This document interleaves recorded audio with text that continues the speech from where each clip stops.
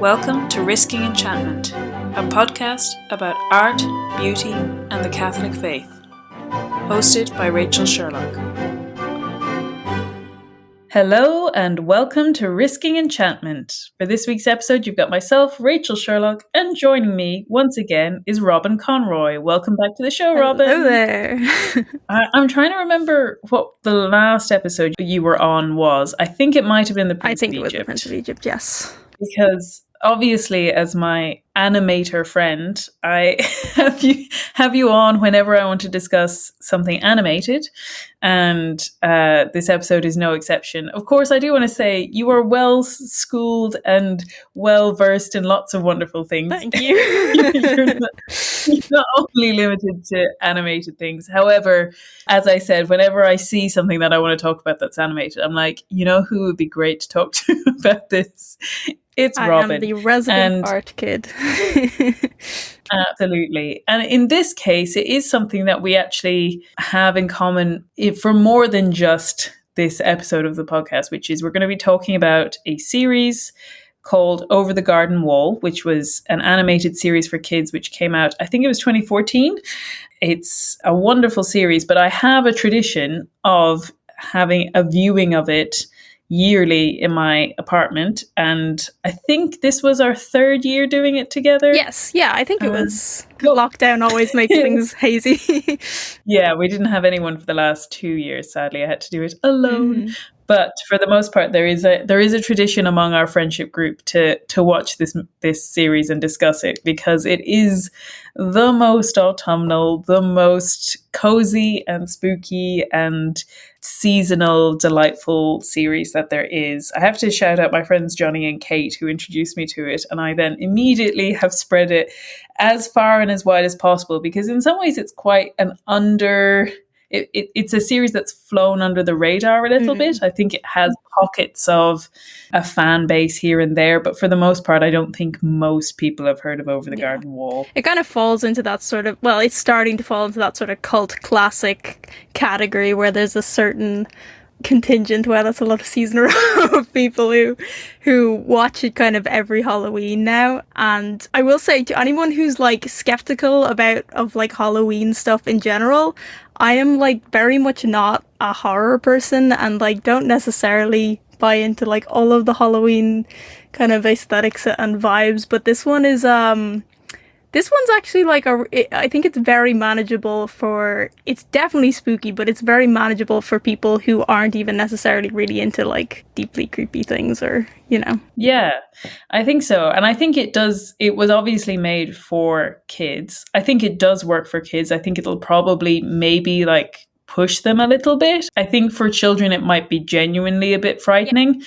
But for adults, I don't think it's actually frightening. It's just giving you the kind of experience of watching something kind of scary without actually being scared. So the series is, as I said, it's 10 episodes, but the episodes are only 10 minutes long. So the whole runtime of the series is just under 2 hours. So in some ways, the format is very much based around it being very short little segments. It is very episodic. So in some ways it doesn't feel like one big long movie, but equally it functions like a movie in that you can watch it in one night. You don't have to and watch it in one night comfortably, not just starting at 5 o'clock and ending at midnight or whatever. It is something that you can watch in one go in the same way that you might a movie.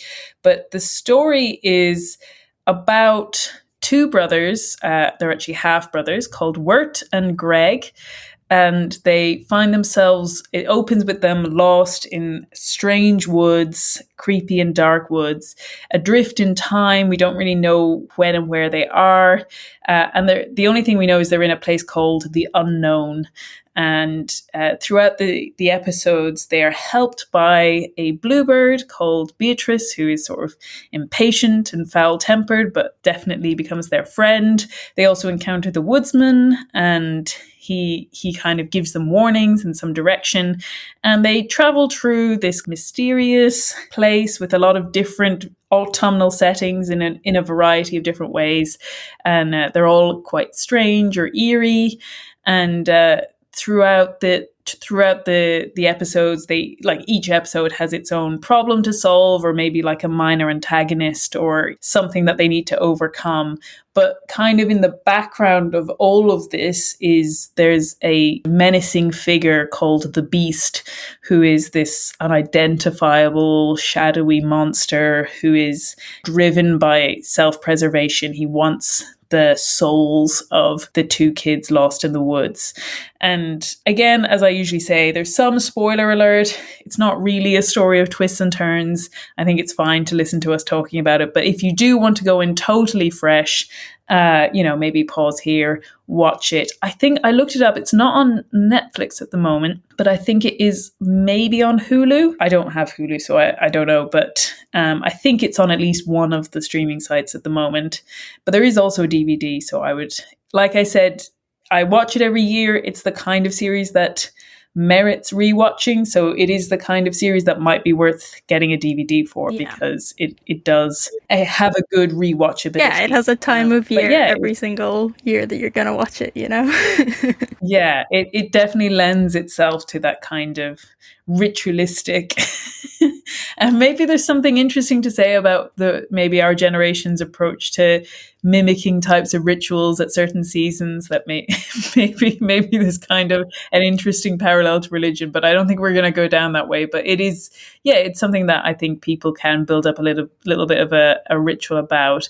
And as we said, it's just artistically, and the humor it has, because it is very funny as well, and also the kind of strong morals or the interesting story that it tells is all very engaging. Like, I think it just works on every level as a piece of art. I've got a quote here which kind of sums it up really nicely. It's from an article which is just called A Deep Dive on Over the Garden Wall.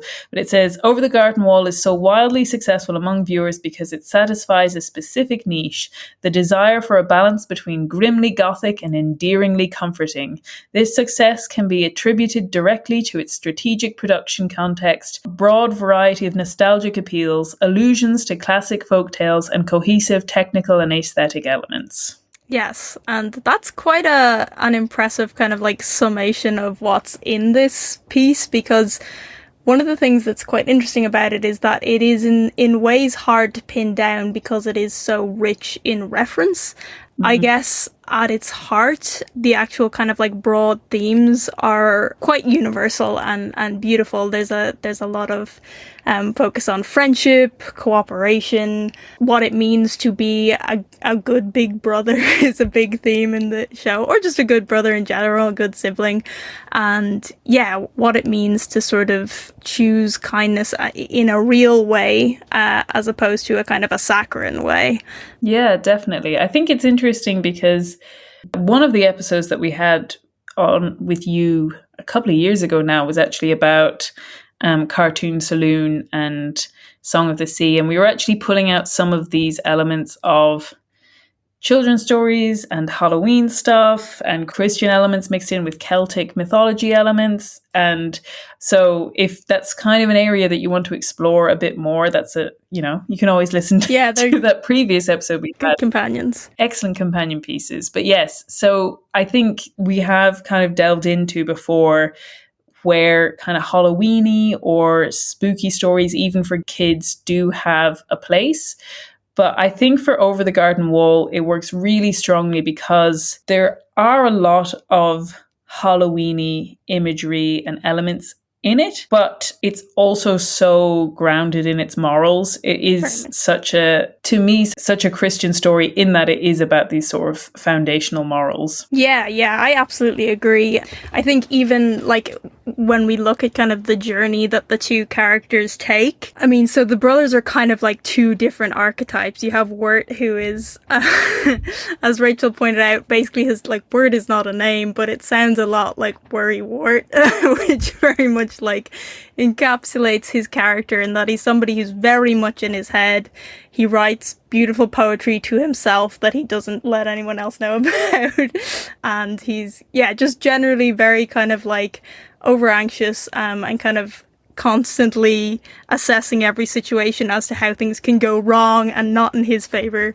And then in contrast, we have Greg, his little brother, who is kind of like sunshine embodied, like he is the most joyful child you've ever met, but also has no capacity to like entertain a plan for anything. And so the combination of these two characters lost in the woods provides endless kind of entertainment, just seeing their dynamic between the two of them. But in terms of a moral kind of framework, it's also just really interesting seeing how they both grow and learn to kind of take on aspects of the virtues that are present in each other's, what initially look like fatal flaws, I guess. Yeah, absolutely. And how they both need each other, and how in particular Wirt has to go on this process of redemption, really, that he is really liable to succumb to his own despair. Like, he has all of these like very teenagey, angsty, melodramatic quotes of sometimes I just feel like I'm a boat upon a winding river, twisting toward an endless black sea, further and further, drifting away from where I want to be, who I want to be.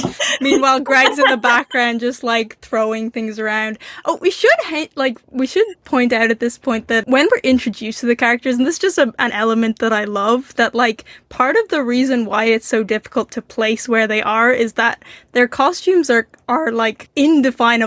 Wirt's basically wearing like a large red cone-shaped hat and like an impressive blue cape. And then Greg is in green pants with braces, and he's just inexplicably wearing a teapot on his head for the entire series. And yeah, it just adds wonderfully to the whimsy. The actual reason why they're wearing those things does become explained later in the series, but it just adds to the strange dynamic between the two of them fantastically. It is interesting how not having them in a specific time or place makes it all the more accessible, or it draws you into that world of fairy tales so quickly, because you just have to accept like, oh, they're just wearing these crazy things. And like you said, there is an interesting reveal where those things are actually put in context and they're not actually as crazy as you might think.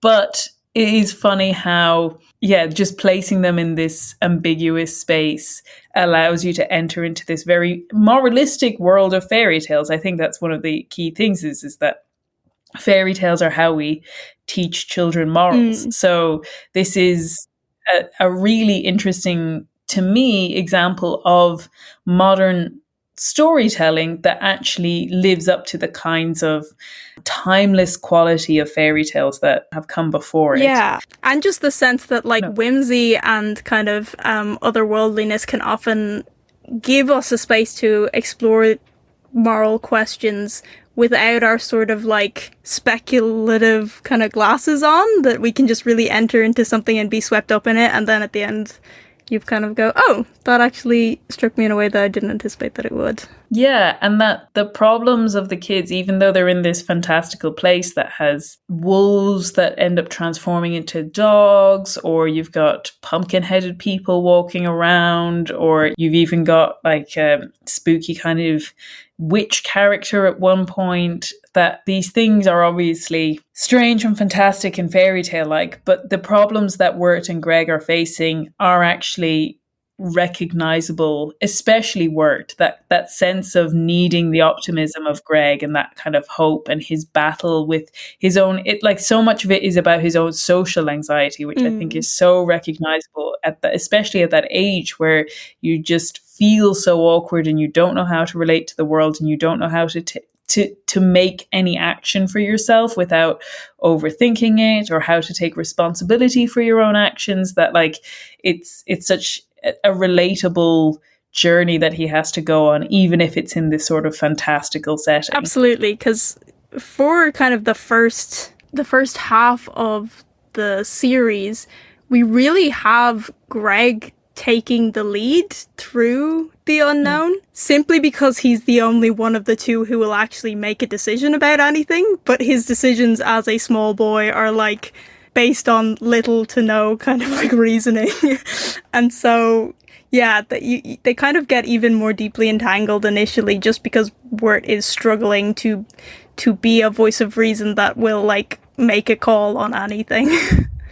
And I think it's interesting that in the very first episode, we get directly told what the journey Wirt has to go on is, because they encounter the woodsman, and Greg runs around and causes his own kind of mayhem. And at the end, Wirt essentially is rebuking his brother and saying it was his fault that all of this happened. And the woodsman goes, "You are the older brother. You are responsible for you and your brother's actions."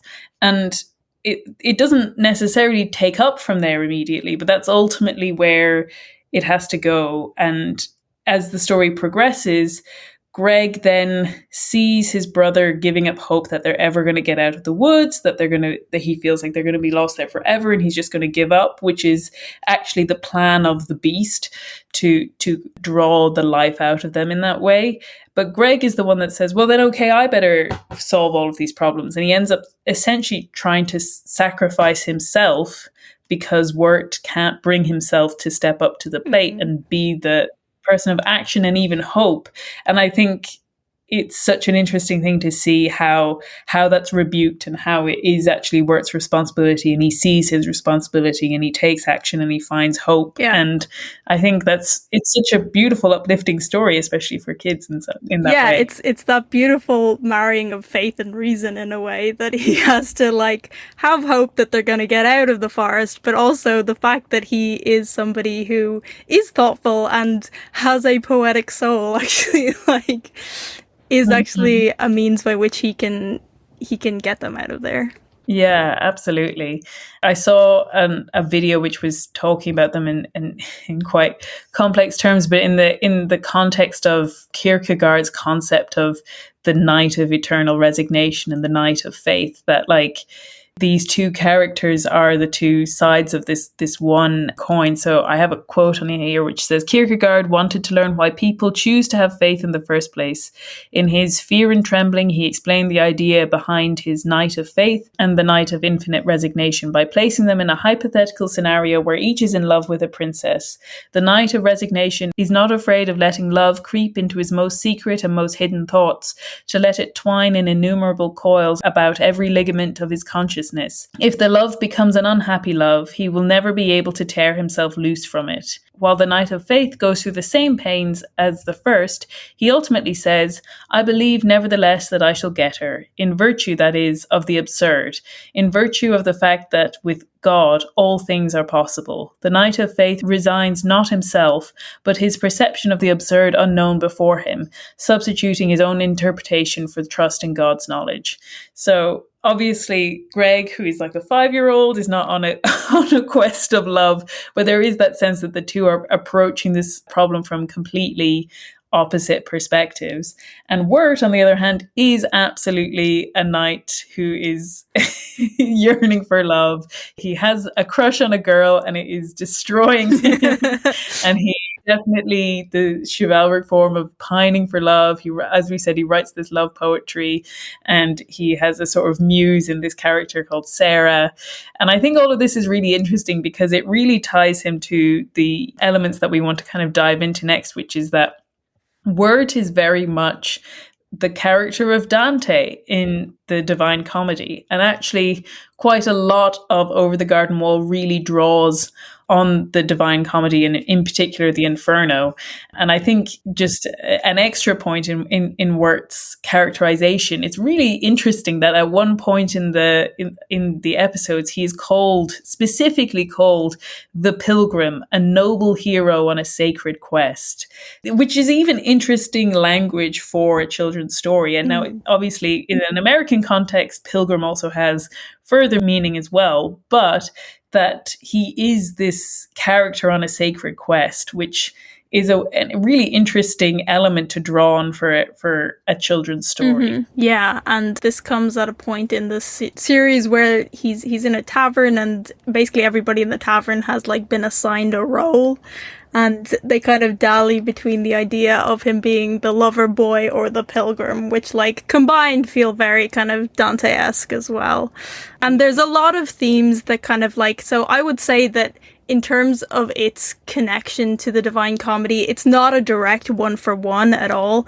The piece is in a way too rich to just be a straight sort of replaying of any particular text. In a way, it kind of like echoes the Divine Comedy in that the Divine Comedy pulls from a lot of things as well, which is meta. But yeah, so it definitely has, it has like structural elements that are similar. You know, it has 10 episodes which kind of echo the 10 circles, and there's the nine circles plus the entryway. And you know, you have a character called Beatrice who's sort of a guiding female figure throughout the piece.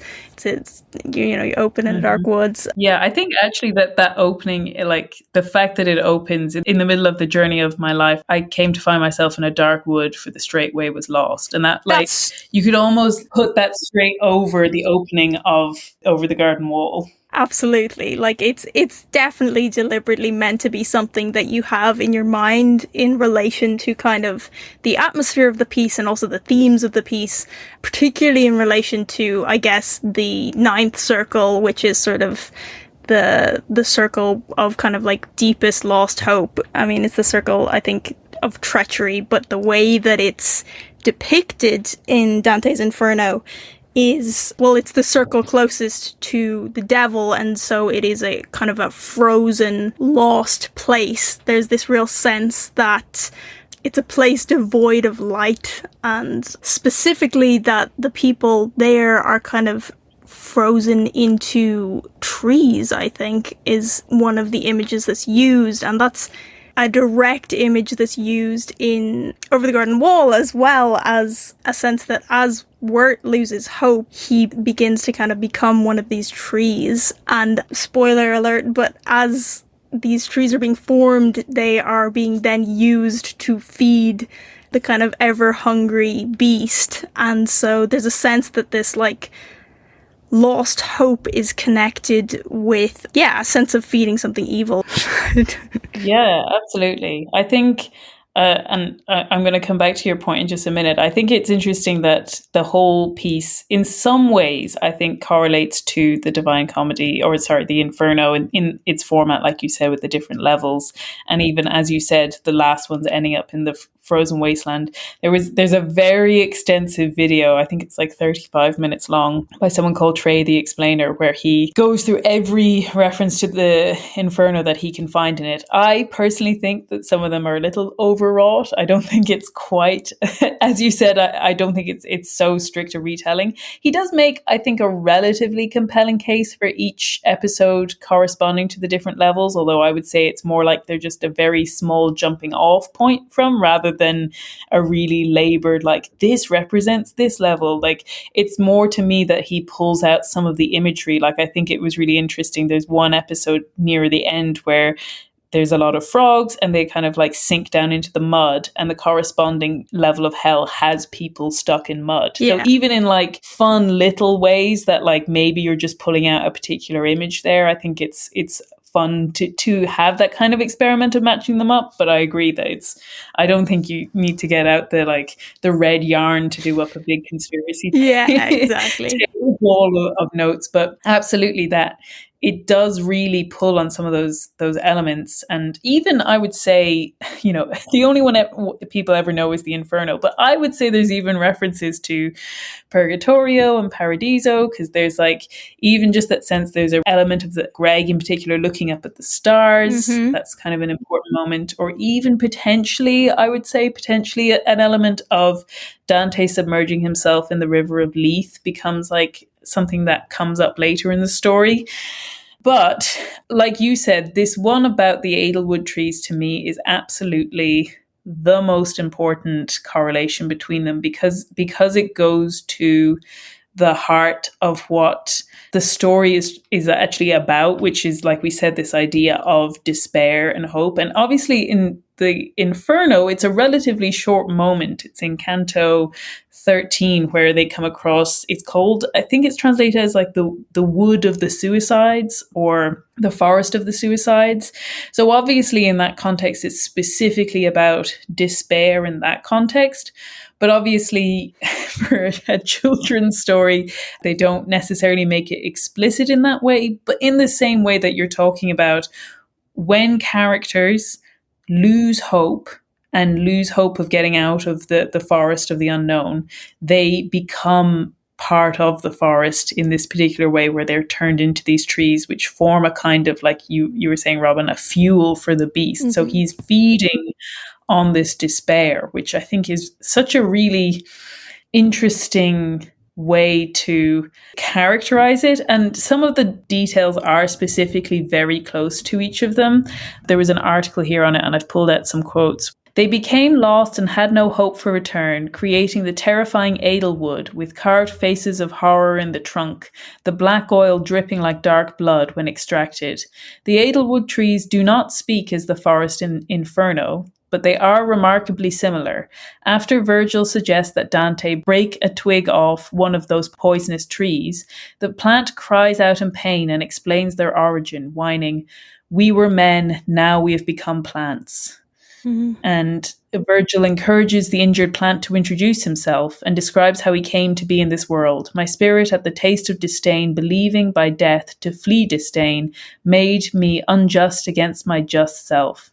Through suicide, this lost soul found himself rooted with gnarled branches, bleeding should one of his branches be snapped off, the thick blood like the oil of the Edelwood tree."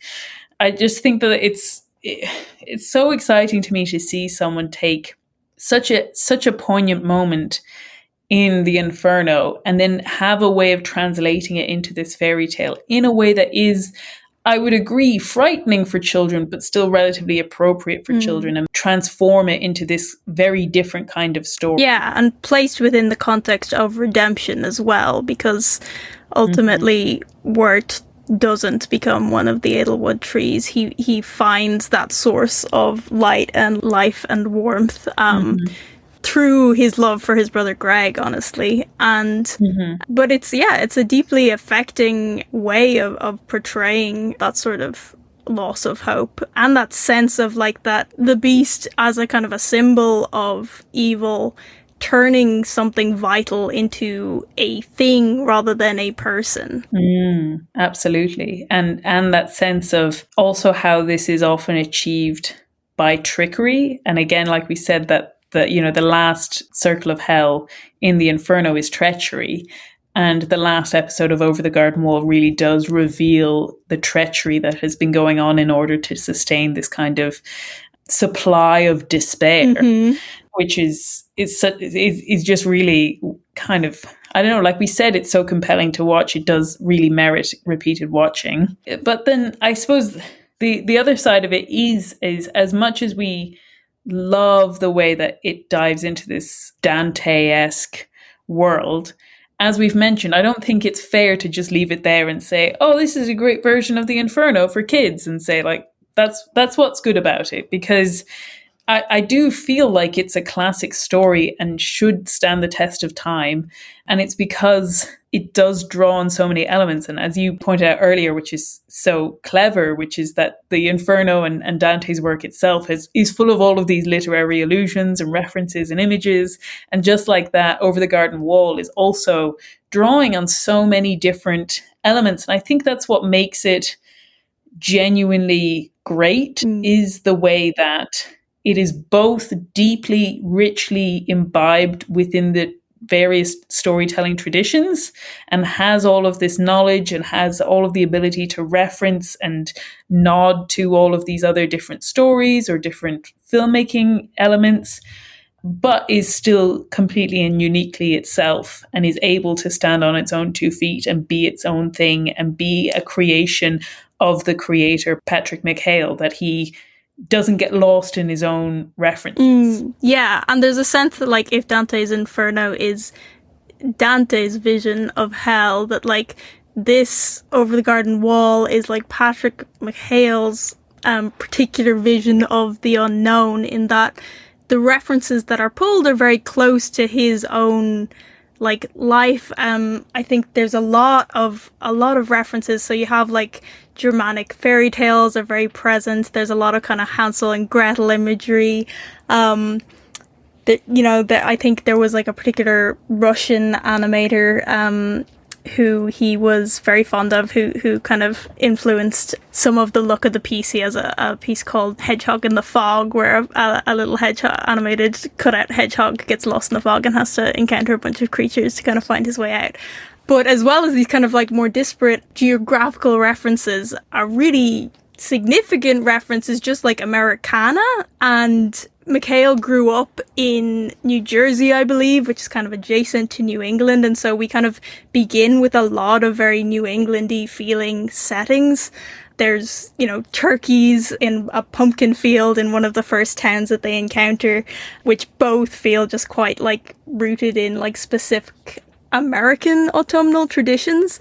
Mm-hmm. And I think there's something quite interesting about that. Like he really draws on a lot of that, like American historical references, and even to the extent that like a lot of the characters are dressed in sort of outfits from like the 1800s and 1700s and kind of 1910s. And I think Wirt's like cape, we eventually see him like pull it out of an attic, and it's like an 1800s Union infantry soldier's uniform cape, and like the woodsman is dressed in 1800s clothing. And so there's this sense of like he's pulled a load of like very beautiful American history to create this sort of tapestry that's like unplaceable, because it's not one specific place. It's sort of like there's a point where they're on a southern kind of Louisiana style riverboat, and then, New England pilgrims appear in other places.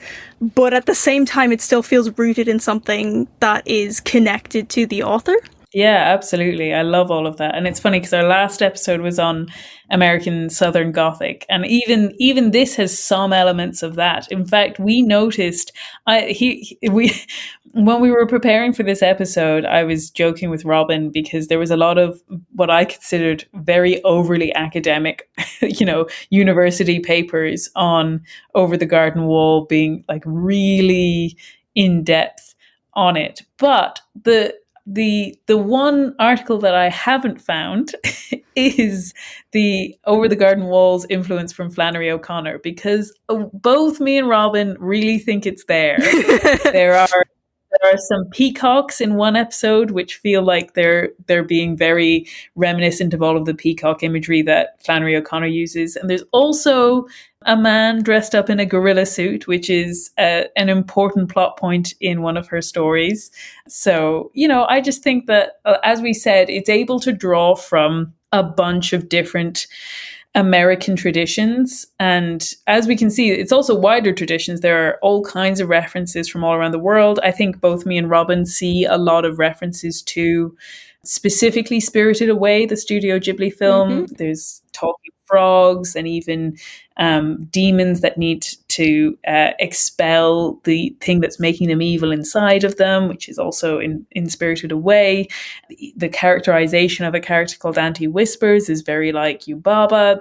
There are visual references to that and from all over the world. But I do think it is wonderful to see something that actually really makes a stand at making something in the same way, and this is obviously on a much grander scale, but in the same way that Tolkien was really interested in creating a mythology for England, it feels like this is almost like a really great example of someone creating a very specific American folk story for this age. Yeah. And which draws on all of the history. Like, I do think even like the Washington Irving Sleepy Hollow stories in there with the New England stuff, and even I think also something that we haven't talked about yet is the music that they have in it. It is beautifully scored with a lot of music and songs throughout the episodes. Even the episodes are only 10 minutes long, but I think they can have up to like 3 actual songs in them.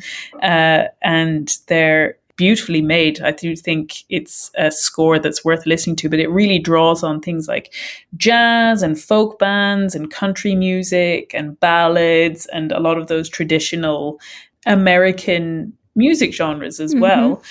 And even in terms of more recent things, I think it draws a lot on a particular brand of American filmmaking.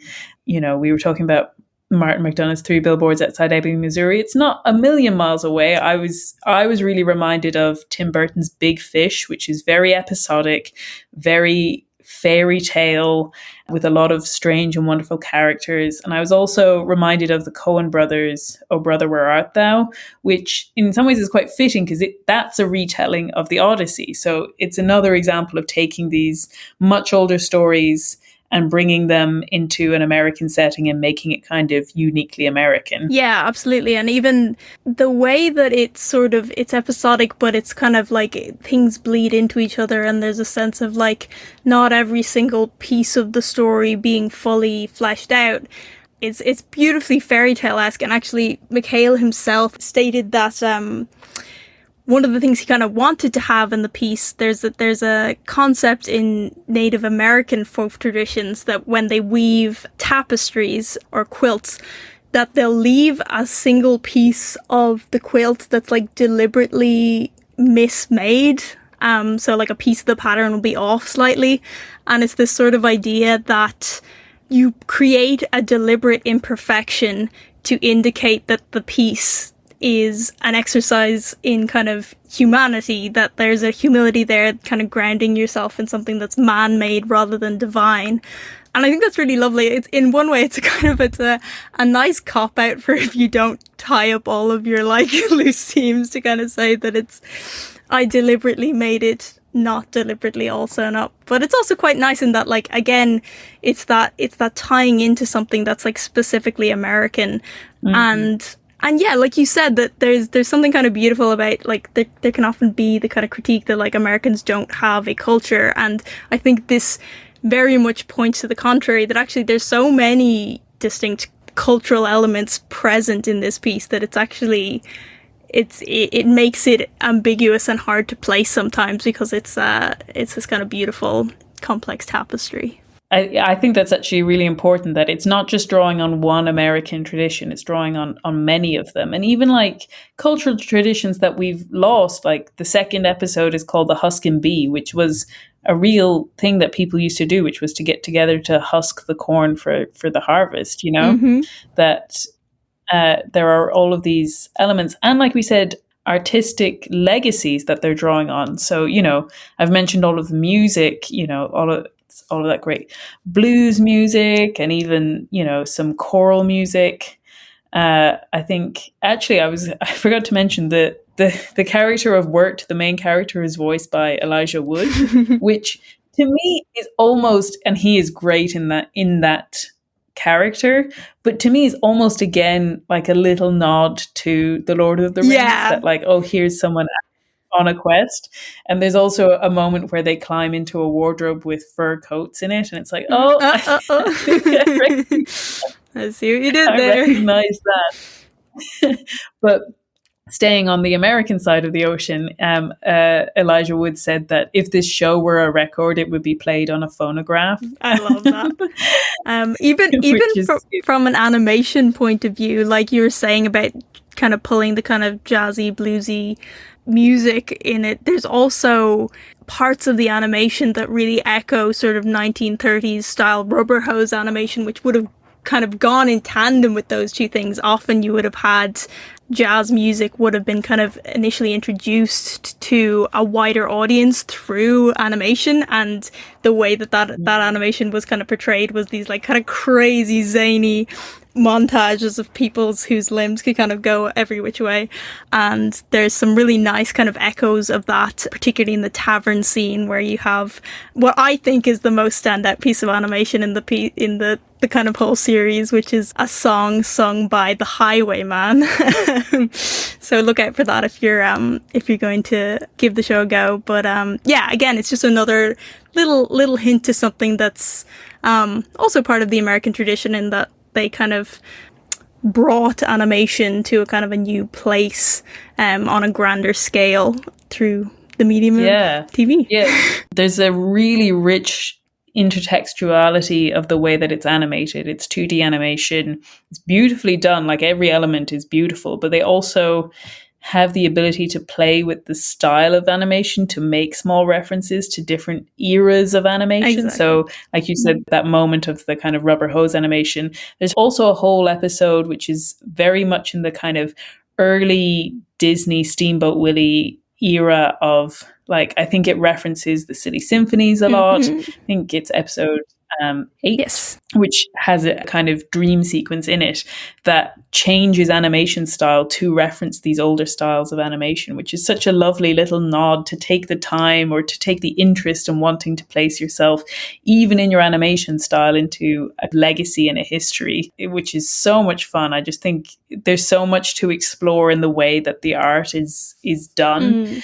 And I think they've released an art book for Over the Garden Wall, which I clearly need to get my hands on if that's the case. Yeah, I was thinking that myself, even just kind of like when I was delving into this, I was like, whoa, there's so much I want to know, like straight from the horse's mouth, what their own thoughts on the creation were. Yeah. And even just in the various settings, I've got a quote here from an article which is talking about the use of Americana. And it's saying, at the heart of Americana is nostalgia. Nostalgia in the unknown is created in part from the environment. An old schoolhouse, a steamboat, a mill, a rural town, as well as the music. These scenes and places, wattages and personages belong inextricably, unmistakably to this country and this country alone. The rural, small-town aesthetic is certainly modelled after the picturesque American countryside, where red barns, orchards, and wide open spaces are replete. And I think that's so wonderful as well, that even just in the landscape, and it's so important that the story takes place both in this landscape and at this time of year, that it is actually an autumnal piece on purpose, not just because people like autumn, as we've said earlier in this series of podcasts, but that like it's actually telling you something about the story. And I think it's really interesting. You mentioned just a little while ago, Robyn, about the quilt and working a mistake into the quilt. Patrick McHale actually has a quote on that line about how he constructed the series, where he compares it to a quilt. He says, every episode has its own unique color and pattern, but overall it was supposed to become one quilt that all works together. And I think that's so fitting, because what's so nice about it is that each episode is almost in a slightly different style, or it takes a slightly different approach to what you might term the season, that like within saying something is spooky, or within saying something's cozy, or something is chilly, that like all of these kind of elements of Halloween and October and that kind of season. And we do find out that the story starts on Halloween, that it is able to explore a slightly different gradation of all of these themes or aesthetics or approaches to this time of year that you can have, so that you have the slightly more spooky ones, or the slightly more funny ones, or the slightly more cozy ones, that like together they all have this pattern like a quilt that's in different gradations of color that come together, so that you get the full spectrum of everything that the season has to offer. And I think finally, the last point about it being at this season, it's not just superficial, it's that this is a season of in between times. You know, it is between summer and winter, warmth and cold, life and death, abundance and decline, beginnings and endings. And there is a reason why Halloween and the All Hallows Eve, the season of the souls, this sense that our ancestors had this feeling that there was like a thinning between this world and maybe the next world, or this world and a world beyond in some way, that the souls would have some contact with us, or that the kind of numinous or the supernatural might break through at this time, that it's a specifically seasonal work because it's drawing on those themes. It's looking at how all of these elements relate. I think the second episode is the one that takes place in Pottsfield, which is about a harvest festival, but a harvest festival that has this element of the dead coming back to life. And so those two things are actually connected. They're not just by happenstance together, that this is actually something telling us something about this season. Pottsfield could be a abbreviation for a potter's field, as in like an unmarked grave, you know, and so there's a sense of those two things being kind of deeply connected. Yeah, it's just full of those little details, and it's a wonderful way to explore the memento mori message of this season. So it's a great time to explore that. And so I think, it just a huge recommendation for watching Over the Garden Wall. I think maybe I'll close out with actually quoting one of the songs that they sing, because it's beautifully written. I just think it's great. And so this is one of the main background songs to the series. Led through the mist by the milk light of moon, all that was lost is revealed. Our long bygone burdens, mere echoes of the spring, but where have we come, and where shall we end? If dreams can't come true, then why not pretend? Oh, how the gentle wind beckons through the leaves as autumn colours fall. I mean, to me, that sounds pretty great. Mm-hmm. So, join me in my annual tradition of watching Over the Garden Wall. I think this episode should come out just in time for Halloween. So if you're really quick, you can get on it and enjoy it it's a good Halloween watch. I would recommend Absolutely. it. But, also into November, because as we've said before, Halloween is the start of spooky season, just as Christmas is the start of the Christmas season. Yeah, I absolutely agree. But even the piece itself kind of like bridges into the beginnings of winter. So I think as long as you're watching it in and around that period of time, it's absolutely acceptable. Yeah, you can make the really Catholic case that actually you should wait until November to watch it, because we're celebrating things like Halloween too early. But since we've covered Over the Garden Wall and how much we enjoy it, that really only leaves us with what else are you enjoying at the moment, Robyn? I have like a weird feeling that we might have the same thing this time, but I don't worry, I've picked it back. Oh, good. I am currently enjoying the latest Taylor Swift album, Midnights. Mm-hmm. It's a very kind of like sparkly, nighttimey feeling album, which kind of just feels very fitting for this time of year as well.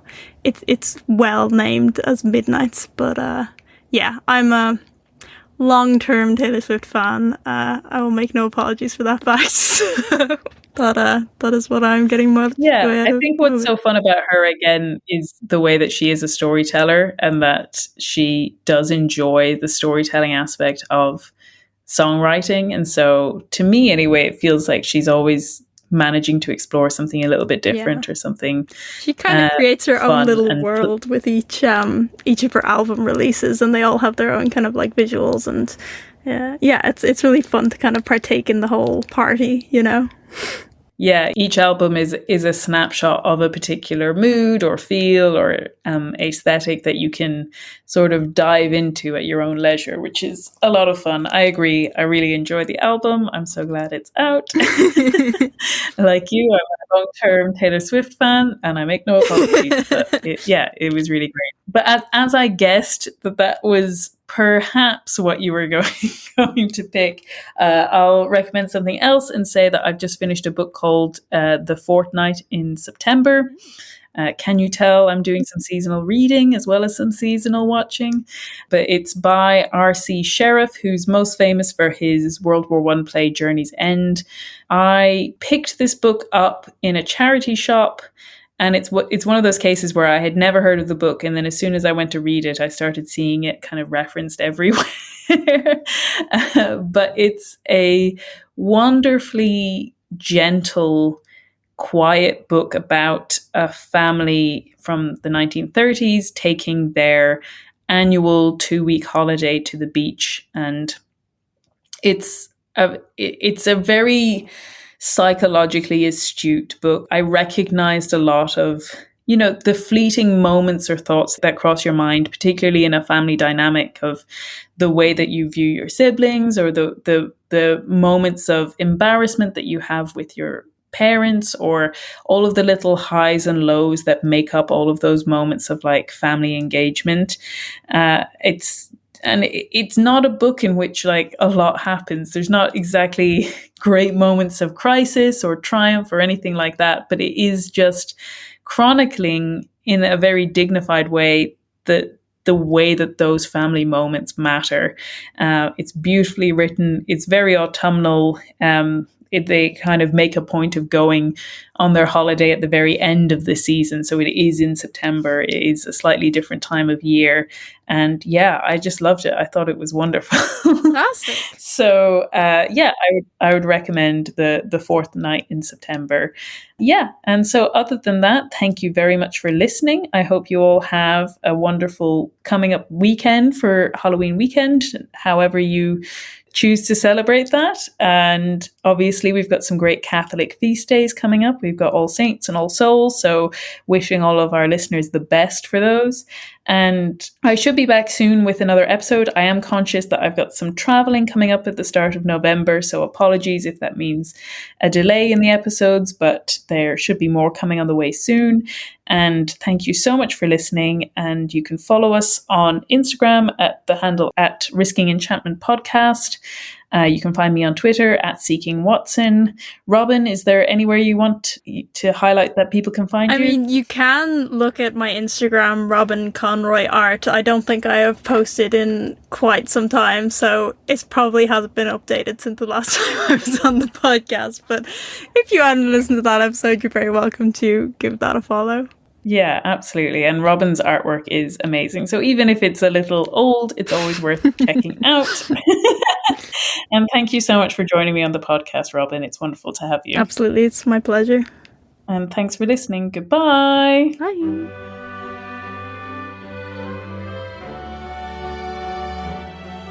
This has been Risking Enchantment. Music by Kevin MacLeod.